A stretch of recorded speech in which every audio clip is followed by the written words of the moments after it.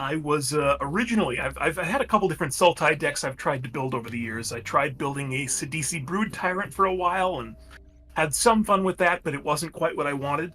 And when I ended up getting the Mimeoplasm Secret Lair a while back with the really cool art, I knew I wanted to rebuild my deck into Mimeoplasm. And so I tried building Mimeoplasm, but kind of found that my initial build was repetitive, kind of formulaic and dull. It was just always putting big creatures in the yard and bringing out a big Mimeoplasm that was always a threat and had to be dealt with immediately. Now, while that's a lot of fun, it didn't really scratch the itch that I was looking for. And when I noticed that the reprint of Umori the Collector had this great pink background, I was suddenly inspired to put the two of them together and give the whole deck a set of bright pink sleeves as well. If anyone's ever seen the classic The Blob movie, 1988 horror film, that's where my true love of a good ooze or slime creature comes from. But in this case, I had two oozes. So how do I sum this up? Well, it's a bit of a stretch, but I thought of the old SNL bit, two wild and crazy guys, except these are two wild and oozy dudes. But I liked that, and so that's how Two Wild and Oozy Dudes was born.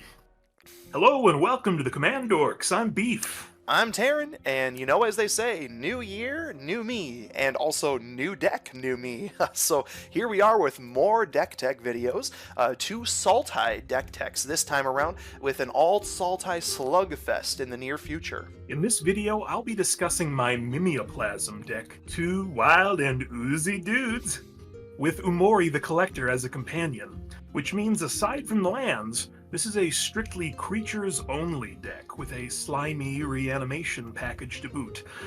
So after you're done watching this video, please also check out Taryn's video showcasing his Indominus Rex Alpha deck. The link for that will be in the description below. But before Beef gets started here, please check out the OGS Discord server. It has a great community of fun people to play Commander with on a regular basis. We're going to include a link for that in the video description. Also, please take a second to hit that thumbs up button and subscribe if you haven't yet. Subscribe. I just realized I said it that way. Now, let's see just how many creatures Beef is going to throw in his bin. Mimeoplasm, obviously, if you're not familiar, Mimeoplasm is a 5-mana creature for 2 green, blue, black. Not the right color, black, green, blue, if I'm reading it correctly. And it says that when it enters the battlefield, or as it's entering the battlefield, you exile 2 creatures from graveyards. Mimeoplasm enters as a copy of one of those creatures, and it enters with additional +1/+1 counters on it equal to the power of the other creature. Umori obviously has the classic companion text to it that requires you to pay 3 mana to put in your hand from the sideboard, but Umori says that as a requirement, all of the permanents that are not lands in my deck have to be the same permanent type. And in this case, I chose creatures because obviously my commander is a creature, so that was the requirement. But the added benefit of Umori is that when it's on the board, it makes all of my creature spells cost 1 less. So together, they kind of pointed me in the direction. But it wasn't until I found myself looking a little closer at another card from the Ooze Secret Lair, specifically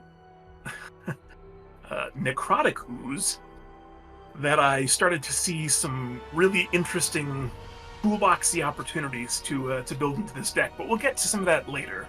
Say a little bit about piloting this deck.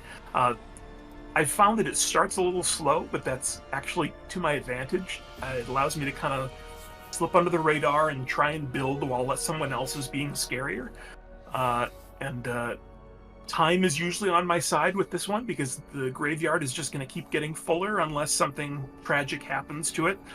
But for the most part, I just want to get creatures onto the board, get creatures into the graveyard, and both my graveyard and my opponent's graveyards, ideally setting up some good Mimeoplasm combinations, and keeping an eye out for sneakier lines that I'll get to later that allow us to combo off potentially in an all-creature shell.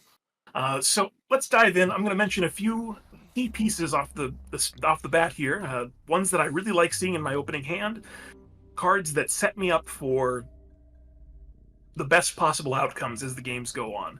And those three cards are going to be Fauna Shaman, very strong card. It's a creature, 2 for 2 with an ability of pay a green and tap, discard a creature card, search your library for a creature card, reveal it, and put it into your hand, then shuffle. So it's doing double duty that I like to be putting creatures in my graveyard.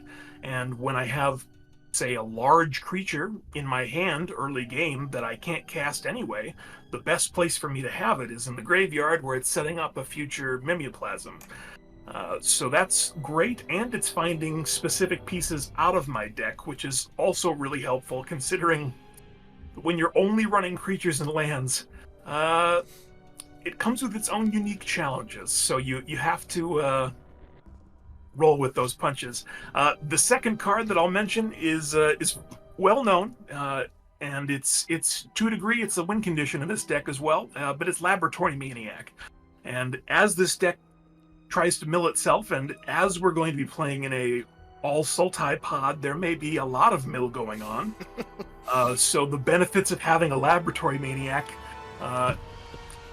can't be understated.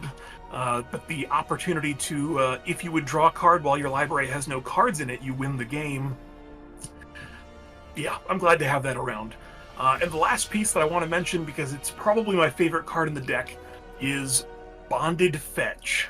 He is a 2 and 1 blue defender with haste, and he has an ability tap, draw a card, discard a card. So from the moment he enters the board, he is setting me up to have a better hand and a better graveyard. And I'm always putting the ideal pieces in the graveyard and keeping the best options in my hand. And getting my lands as well is also pretty useful about that Bonded Fetch. So those kind of set the stage for what this deck is trying to do. But let's just dive into some of the details. As far as ramp goes, I've got not a lot of options, but a few that make it able to get things rolling in the beginning. A Deathrite Shaman. You'll notice that many of the creatures in this deck also have activated abilities, which, as I mentioned, Necrotic Ooze, his ability is that when he's on the battlefield, he has all the activated abilities of creatures in your graveyard, or I think it's creatures in all graveyards, actually. Yeah. For the most part, considering that I'm building around the Necrotic Ooze, it's mostly using my abilities for the most part, but I could potentially use an opponent's as well. But that's another added kind of synergistic benefit going on in here, so you'll see a lot of those. But Deathrite Shaman, useful abilities including tapping to exile a land to make a mana, or exiling instants and sorceries to make my opponents lose life, or exiling creatures to gain life for myself. So yes, a few good options there. Another one I'm running is Bramble Familiar. It's a little mana dork, 2/2 for 2, taps for a green.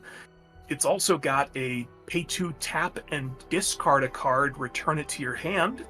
Again, I love that discard synergy. A lot of decks, that's a downside, but in this deck, it's a huge upside because it's sometimes tough to get specific cards into your graveyard when you want to. So just having that option on cards that you're already going to be casting early game is really beneficial.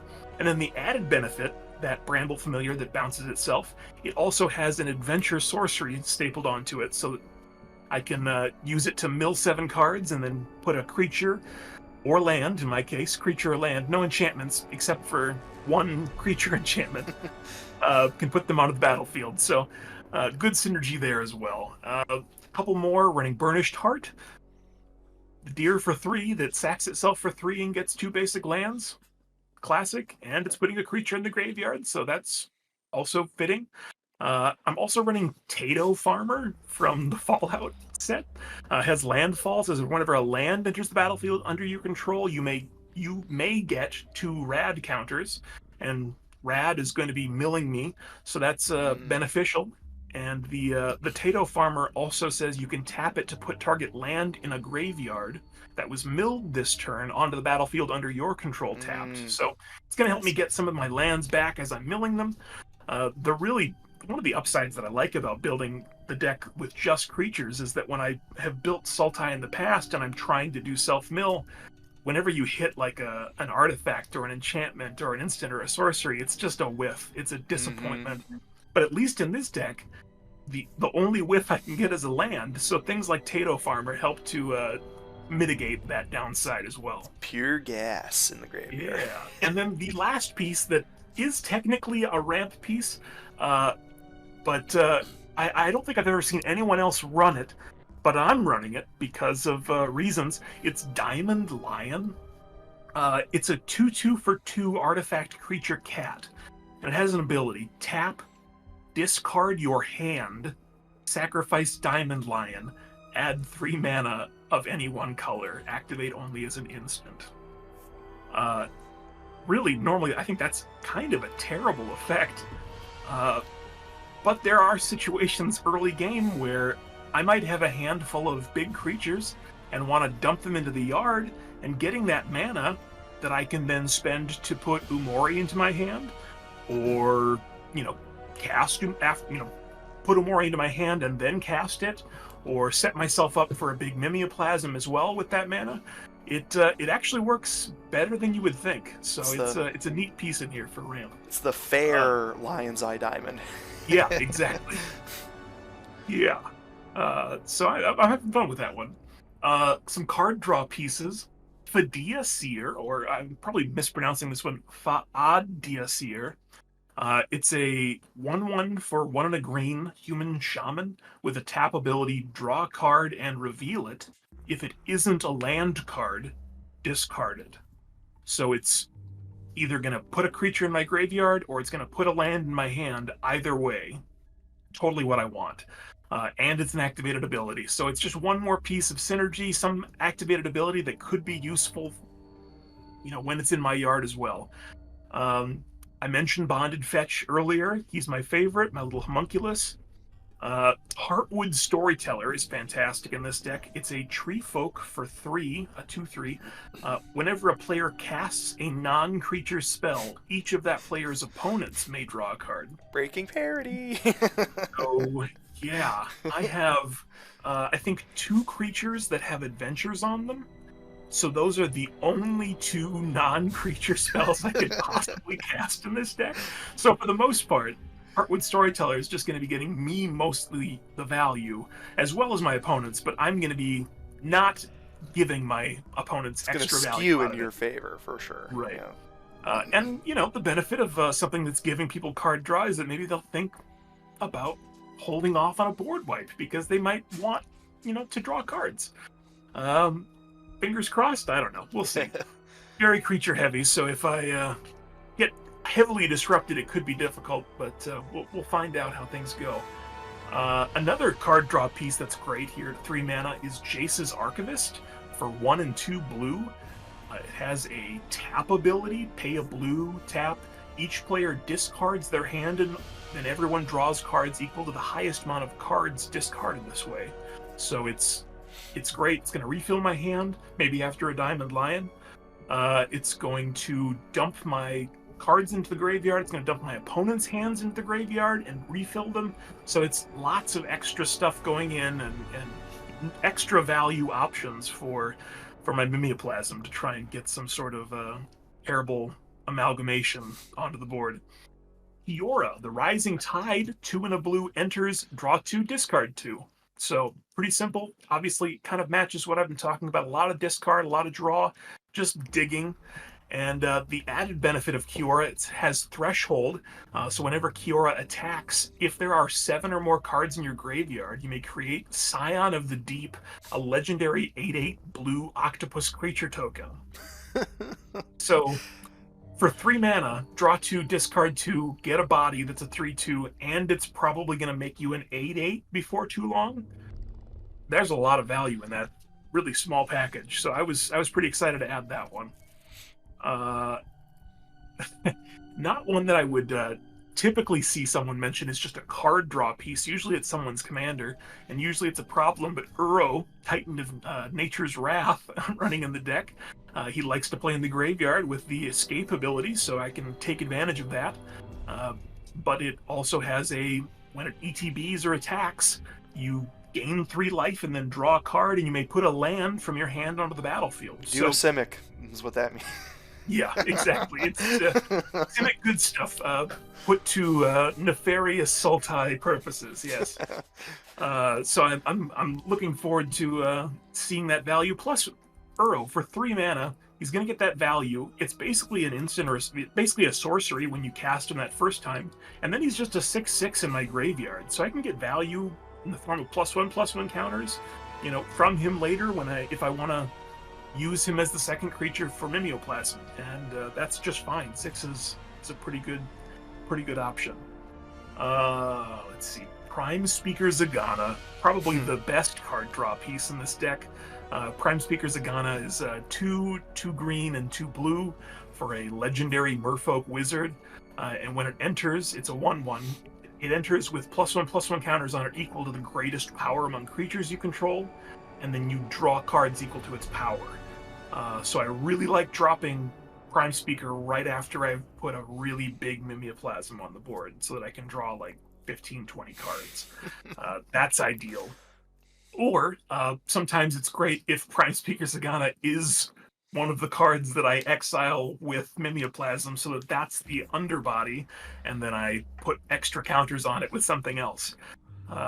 So that's a great card draw piece that can really get me flush late game. Dawnglade Regent is sort of a card draw piece in that it introduces the Monarch. It's a big creature that does that, and it also says that as long as you're the Monarch, permanents you control have hexproof, so a little bit of protection on that as well, which is not always easy to come by when you're only doing creatures, but works there. Frozen Tusker is a classic cycle beast. It's got an extra ability tackled onto it that you cycle for 2 and a green, but when you cycle it, which would let you draw a card, you also get to search your library for a basic land card and put that in your hand. So great value, becomes a 6/5 in my graveyard after that. So, and the last one I'll mention here is Titanoth Rex.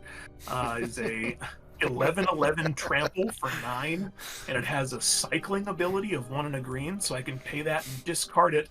And when I cycle it, I put a trample counter on target creature I control. Gross. So really easy to just get that in the yard early game, get a card from the cycle, get a trample counter on my biggest thing on the board at that point, and then I'm set up to put 11 counters on Mimeoplasm with the next cast of it. So a really good option in this deck. I'll mention a few removal pieces now, though.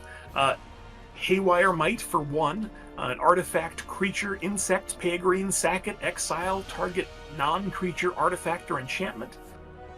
Scavenging Ooze is another ooze in the deck.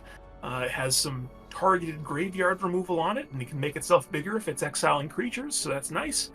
Grist, the Hunger Tide, is kind of a little rule breaker in the fact that it's a planeswalker in my all creatures deck, but because Grist has that text on it saying that as long as it's not on the battlefield, it's considered a 1/1 insect creature in addition to its other types. So as far as Umori's concerned, it's still all creatures. And Grist, of course, has the second ability is subtract 2 counters from it. You may sacrifice a creature. When you do, destroy target creature or planeswalker. So not a repetitive option often, but a good option if I really need to get something problematic off the board. Also a win con on that -5. Yeah, I was going to bring that up later, but it's worth mentioning now that yes, that -5, I'm running 65 if I count Grist, 66 if I count Umori, I suppose, because it's not even counting Umori. So a lot of creatures. There's a very good chance that I could have 20, 30, maybe more in the graveyard at some point. And yeah, Grist's -5 ability says that each opponent loses life equal to the number of creature cards in your graveyard. So Yeah, Grist can be a win condition all by himself. Not to mention the fact that he also has abilities on him, which when he's in the graveyard, Necrotic Ooze can use as well. So Oh, I didn't even think of that. Oh very, my God. very rare that it would be useful. But if I, if I Oh. were to activate that +1 on Necrotic Ooze several times and put enough counters on him, I could alt Grist the Hunker Tide with my Necrotic Ooze, which is wild. Oh. Things that I really enjoyed trying to assemble in this 99. Another piece that is sort of removal, at least for my purposes, Stinkweed Imp is a fantastic card in any graveyard deck because of the fact that it has Dredge 5 stapled onto it, which, if you're not familiar, Dredge means that if you would draw a card, you may instead put the card with Dredge into your hand from the graveyard and then mill that many cards. So the added benefit is that Stinkweed Imp has effectively, before Death Touch was a thing, it had Death Touch. Whenever it deals combat damage, destroy that creature. There we go. So it's a flying 1/2, makes for a really great blocker, and I want to block it. Block with it too. I'm killing an opponent's creature, so that's another creature in the graveyard. Mine goes to the graveyard, and I get to mill 5 when I.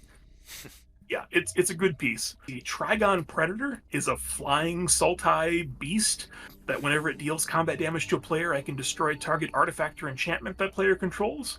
So that's good. That's some repetitive removal that I can potentially use more than once, and it's evasive. Acidic Slime. One more slime for the slime party. ETBs. He destroys an artifact, an enchantment, or a land. Gotta love that. Shriek Maw. For 4 and a black, has an ETB, destroy target non-artifact, non-black creature, and it also has an evoke ability, so I can cast it for its evoke cost, which is just 1 and a black, and then once it enters the battlefield, it just dies. So I get the kill spell out of it, and then it goes to the graveyard. So the last one is sort of removal. Demolition Field is some anti-specific land tech, basically, but also nice if I need to get a little bit of fixing. If I'm missing one of my colors, it also replaces itself and the land it destroyed with a basic. Recursion. I've got a few different recursion pieces here, as you would expect in a graveyard deck. One of the favorites is, as a new one that I picked up pretty recently, is Honest Rutstein. He's 1 black and a green, enters the battlefield, and you get to return a creature card from your graveyard to hand. But that's not all. He also makes all of your creature spells cost 1 less. So he's like a little recursive Umori. He's great. He's perfect. There's definitely going to be a lot of options and things that I want to bring back from the graveyard, and making all my creatures cost less is just going to help me dump my hand that much more quickly. Nyxweaver is recursion in a certain sense. It's got a mill on upkeep ability, so it mills 2 on my upkeep, and then it's also got an ability I can pay 1 a black and a green and exile it to return target card from my graveyard to hand. So I prefer to just keep getting that value, but at some point it's going to be more valuable to me to have something specific out of my graveyard, and that's when that ability is going to come in handy. Raoul, Troubleshooter from Fallout, is a legendary zombie mutant rogue. I'll just have to imagine Danny Trejo's voice, because he's not going to be sitting in our pod with us, unfortunately, unless he responds to my DM, but I'm not holding my breath. And Raoul has an ability. He taps and makes each player mill a card, and once each of your turns, you can cast a spell that was milled this turn from the yard. So it's going to get some extra value out of the graveyard, and it's putting more cards in the graveyard. Skullwinder. It's a great piece. For 2 and a green, ETB, you and target opponent each get to return a card from your graveyard to hand. I've mentioned this in previous deck techs. It's political, it's fun, it can sometimes, mitigate a feel bad if someone's disappointed that you milled their favorite piece, or even better, you can use it politically to try and get someone to remove something, or to pull a removal Like, out of their hey, graveyard. To get rid of I don't have sorceries, but you do. So exactly. Yeah. I can't destroy that that very problematic opponent, but I'm gonna let you do that for me. Havengul Lich is a great piece. It synergizes really nicely. It's got an ability. It's a zombie for 3 blue-black, and it's a 4/4. It's also got an ability, pay 1. You may cast target creature card from a graveyard this turn. A graveyard. When you do, Havengul Lich gains all activated abilities of that card until end of turn. Once again, it's a great ability for my Necrotic Ooze to get advantage of as well. Could be a way of giving my Necrotic Ooze the activated abilities of an opponent's card in a graveyard and getting that card to the battlefield, potentially. Lots of good fun things that can be done with Havengul Lich. And then the last one that's always appropriate, I think, in a Sultai graveyard deck is Muldrotha the Gravetide. Everybody knows her and loves her. She's for 3, a black, green, blue. During each of your turns, you may play a land and cast a permanent of each permanent type from your graveyard. So, great recursion there. Some protection pieces. Now, this is probably my most limited section, as you would imagine, considering that I'm only running creatures and lands. But we still managed to find a few good pieces that definitely add something to the mix. The first piece is Diplomatic Escort. For 1 and a blue, it's a 1/1 Spell Shaper, and it has an ability for a blue and tap, discard a card from your hand, counter target spell or ability that targets a creature. So, it's a protection piece to protect my pieces specifically. And what do you know, I really like the synergy of discarding because it's giving me an opportunity to put a creature in the graveyard again. So, who says the creature deck can't counter spells? Exactly. Right. And again, I keep coming back to it, but the Necrotic Ooze, that's a great one to have in the graveyard when God. Necrotic Ooze is on the board, because now Necrotic Ooze can protect itself. So, I like that. Spellskite is another great protective creature piece.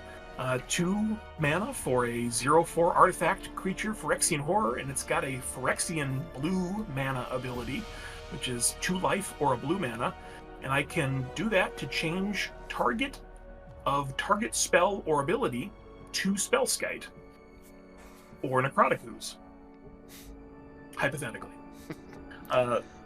So yeah, great protection piece to keep my creatures around for just a little bit longer, because sometimes that's all I need to get in for that lethal damage or do something spicy. Last 2 here, I did mention Dawnglade Regent, that when I'm the Monarch, with that on board, my permanents would have hexproof, so that's nice. And the last one is Slippery Bog Bonder, which is a great fit in this deck. For 3 and a green, it's flash, hexproof. It's a 3/3 human druid, and it says when it enters the battlefield, put a hexproof counter on target creature, then move any number of counters from among creatures you control to that creature. So, I have a lot of +1/+1 counters synergies in the deck, so there's opportunities and chances for me to have a board that has a lot of counters on it at certain points. Boy, putting all of them onto one thing, and that can set me up for a win condition as well. I'll mention some of the little combo-y finishes that I can try and pull off in a little bit here, but yeah, okay, so utility cards. There's really only 2 that I had to mention here. The first being Final Word Phantom, who's great, just a flash flyer, and it says that during each opponent's end step, you may cast spells as though they had flash. Now, it's been kind of outclassed already. We've gotten some slightly better creatures that give you flash, but I'm not trying to do all that much at instant speed, so just the ability to get something out right before my opponent's turn, like a lab man, might be that's a good option to have in the other piece, of course, is the master himself, the Necrotic Ooze. The Utility Master. He has the activated abilities of any creature in all graveyards, and as such, I've mentioned a lot of creatures that have activated abilities, but there's several still that I haven't mentioned, so I'm going to go through those. Crashing Drawbridge, a creature that taps to give all my creatures haste. Pretty simple. Farmstead Gleaner is another weird piece that I couldn't run probably in just about any other deck, but it's good in this one. It's a Scarecrow for 3, and it says it doesn't untap during your untap step, but it's got an ability of pay 2 mana, untap it, put a +1/+1 counter on Farmstead Gleaner. So that's pretty cool.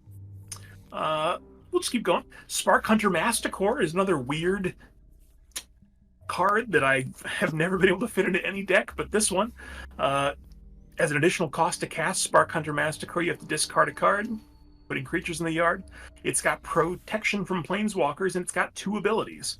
One, you can pay 1, and it will deal 1 damage to target planeswalker, or I can pay 3, and it will gain indestructible until end of turn. Or Necrotic Ooze could gain indestructible until end of turn. The ability to spend mana to get rid of problematic planeswalkers is an added benefit, but the ability of pay 3 mana, give my Necrotic Ooze indestructible, yeah, I like that. I like that a lot. That can be extremely important. Viral's the Scar Striped has an ability on it of sacrifice another creature, regenerate Viral's the Scar Striped. So, in regards to Necrotic Ooze, that can be a way to keep him alive as well, sack something else, and regenerate. He's also got a great ability himself in that each creature card in your graveyard has Scavenge, so that you can exile creatures from your graveyard, paying their mana cost to put counters equal to their power on a creature you control. So that's pretty synergistic. Erixmathes, the Slumbering Isle, is a 4 mana, 12/12 Kraken. Enters battlefield tapped with 5 slumber counters on it. As long as it has a slumber counter on it, it's a land. And whenever you cast a spell, you may remove a slumber counter from Erixmathes. But he taps for a green and a blue. So, if you're paying attention, the Farmstead Gleaner costs 2 to untap and put a counter on it. That seems like the 2 of those effectively make an infinitely large Necrotic Ooze. Wonder how that might... Oh, God. And now that I think about it, if Aetherling was in the graveyard, I could also make him unblockable. Things to think about. Gerard, Golgari Lichlord, is another great piece with an activated ability, and he's extremely appropriate for this deck. He's a 2/2 for 2 black, 2 green. He gets a +1/+1 for each creature in your graveyard, and for 1, a black and a green, I can sacrifice another creature, and each opponent loses life equal to the sacrificed creature's power. So, yeah, big Mimeoplasms can do double duty if they get sacrificed to a Gerard, and potentially win me the game if I'm so lucky. Last couple I'll mention here, Mortivore is a creature, 2 and 2 black, Lurgoyf. Its power and toughness are equal to the number of creature cards in all graveyards, and it has an ability of pay a black to regenerate. Doom Whisperer is a Flample, flying and trample nightmare demon with an ability pay 2 life, surveil 2.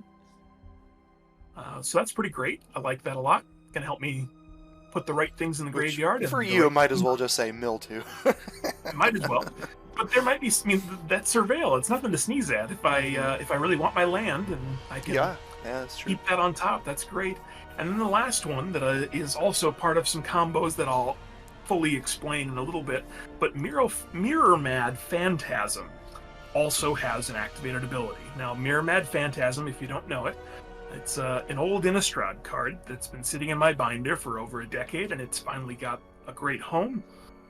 It's a 5/1 Flying Spirit, and it has an ability that says For 1 and a blue, Mirror Mad Phantasm's owner shuffles it into his or her library. If that player does, he or she reveals cards from the top of their library until they reveal a card named Mirror Mad Phantasm. The player puts that card onto the battlefield, and all other cards revealed this way into his or her graveyard. So, Mirror Mad Phantasm, if I'm just getting it on the board and using its ability, there are opportunities for me to be milling half my deck or more, depending on where it ends up in the deck during that shuffle. But that can really set me up for some potentially useful things. Very exciting Necrotic Oozings. Not to mention the fact that if Necrotic Ooze were to use Mirror Mad's ability, I just mill my entire library because there is no Mirror Mad Phantasm in my deck at that point. So, just a good way to potentially set up a win with that lab man I was talking about earlier. The mana base in this deck, I kind of just didn't have much to say. The lands are pretty straightforward. The only two that really stand out, well, a couple that stand out. Dakmor Salvage is a dredge land, so it's a way to get a land back to my hand, be milling. Alchemist Refuge I run, that gives me the ability to play a Sultai and tap it to cast spells at flash speed. And I'm also running Memorial to Genius. It has a sacrifice ability if I want to pay a bunch of mana, and I can draw some cards. But for the most part, it's a very basic, heavy mana base, and that's okay. It's not my most aggressive or competitive deck. And in here, I just, as far as multi-purpose, the only thing I thought that I should really be giving some time to was to mention my grave fillers. So the cards that are really in the deck because they help to fill my graveyard and my opponent's graveyards. So I'll go through those as quick as I can here. First one, simple. Death's Shadow is a 13/13 for 1 black. It's also got an ability. It also says that it gets -X/-X, where X is your life total. So if you play it turn 1, it's going to die immediately. But that's 13 counters on a Mimeoplasm, so I like that a lot. Old Stick Fingers for X and Golgari. You get to mill X creatures. Well, mill until you hit X creatures, and then put the rest on the bottom of your library. So the lands are going to go back, but I'm going to get some creatures in the yard, and he's as big as the number of creatures you have in your graveyard. Infesting Radroach, Fallout creature that has radiation abilities tacked onto it, so it's going to synergize really nicely. Same as Bloatfly Swarm also has the radiation synergy. I mentioned it earlier, but Sidisi Brood Tyrant. On ETB and attack, I mill 3, and if 1 or more creatures are milled, I also get to make a 2/2 zombie, so that's pretty great. The Wise Mothman synergizes nicely with the radiation aspect and counters. Consuming Aberration has power and toughness equal to the number of cards in all opponents' graveyards, so that's potentially a lot of counters on a Mimeoplasm. And whenever you cast a spell, each opponent mills until they hit a land. So that's a great synergistic piece in here. Screeching Scorch Beast is another Fallout card that has radiation synergies, and it's a flying creature. And then the last one, also from Fallout, Strong Brutish Thespian. I like him. He makes for a good body to build your Mimeoplasm with, because he's going to help set up more radiation, and then the radiation doesn't hurt you. He turns off the life loss on the radiation, and he gains additional counters when he's dealt damage. So he's makes my Mimeoplasm able to grow, and it's got Ward 2 stapled on there. So it's just a whole bunch of great stuff right in that package. But I suppose we should probably just define a few of those synergies and combos that I've been kind of hinting at. Obviously, I talked a lot about counters. I'm running Corpse Jack Menace in the deck so that whenever counters are placed on a creature I control, I get twice that many counters. I'm running Master Biomancer, which says that each other creature you control that enters the battlefield enters with additional +1/+1 counters equal to Master Biomancer's power, and it becomes a mutant. There's also some little mutant synergies with some of the Fallout cards, but between those two, I can potentially be making my board extra large. Or if my Mimeoplasm is a Master Biomancer with a bunch of counters, then things can get extremely out of hand very quickly. Oh And boy. the best one that I like to see, if that were the case, is Kessig Cage Breakers can effectively win the game as well. Kessig Cage Breakers for Thor and a green is a human rogue, and when it attacks, you create a 2/2 green wolf creature token that's tapped and attacking for each creature card in your graveyard.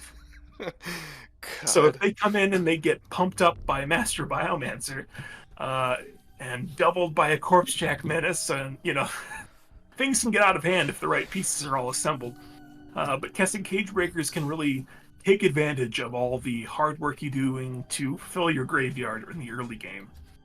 And the last two, obviously we mentioned the way that Gerard can win by sacrificing a large creature and making my opponents lose life.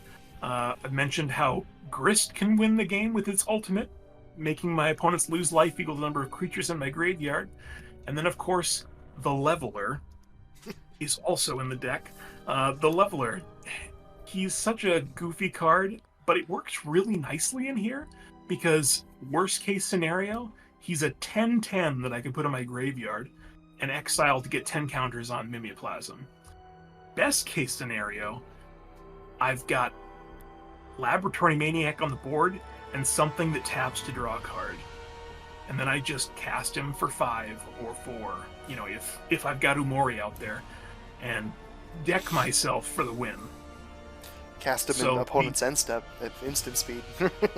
Right. I mean, exactly. If I've got Flash, then flashing out a Leveler to remove my entire library from the game, and then tapping my goofy little homunculus bonded fetch to try to draw a card when my library is empty, and or just do your draw for turn at that rate, because absolutely. So oh boy, it's a lot of fun, weird cards that I think I'd have a tough time fitting into a lot of other decks, but boy, they are perfect homes here.